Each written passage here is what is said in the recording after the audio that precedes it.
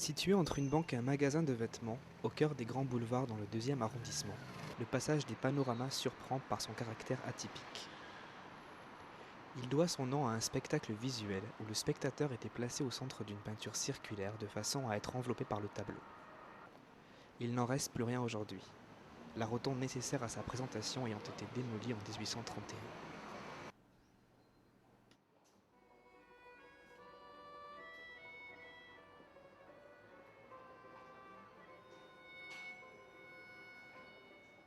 Sous le ciel de Paris s'envole une chanson. Elle est née d'aujourd'hui dans le cœur d'un garçon. Sous le ciel de Paris marchent des amoureux. Je viens souvent dans le coin, sur le Grand Boulevard, donc j'aime bien passer par ce passage-là, c'est assez sympa, c'est très convivial. Il y a beaucoup de commerçants, je trouve ça très cool, ouais, donc j'aime bien passer par là. En fait, c'est un passage où c'est les premiers éclairages au gaz, comme les lampes qu'il y a là-haut, il y en a là, il y en a un peu partout. Quelques badauds, puis des gens par milliers.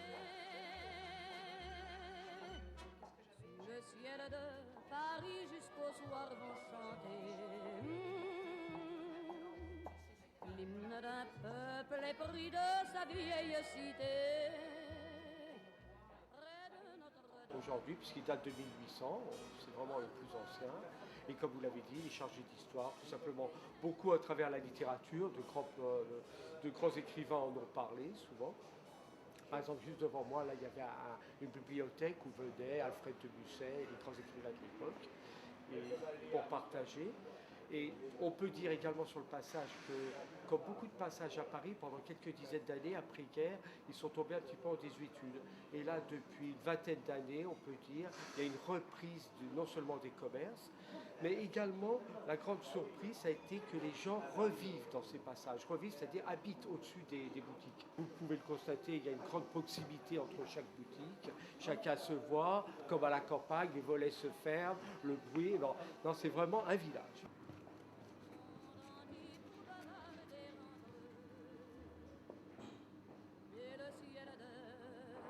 Notre passage a été classé monument historique. C'est comme un petit village, d'accord? Nous nous entraidons quand il y a un problème et puis tout le monde se connaît avec les avantages et les inconvénients, comme dans un village.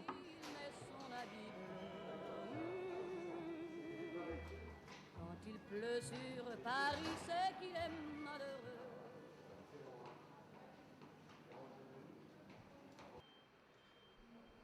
Zola ne s'y est pas trompé, lui qui en 1880 écrivait « Nana adorait le passage des panoramas. C'est une passion qui lui restait de sa jeunesse pour le clinquant de l'article de Paris, les bijoux faux, le zin doré, le carton jouant le cuir. Quand elle passait, elle ne pouvait s'arracher des étalages, comme à l'époque où elle traînait ses savates de gamine, s'oubliant devant les sucreries d'un chocolatier, écoutant jouer de l'orgue dans une boutique voisine, prise surtout par le goût criard des bibelots à bon marché, des nécessaires dans des coquilles de noix, des hottes de chiffonnier pour les cure-dents, des colonnes Vendôme et des obélisques portant des thermomètres.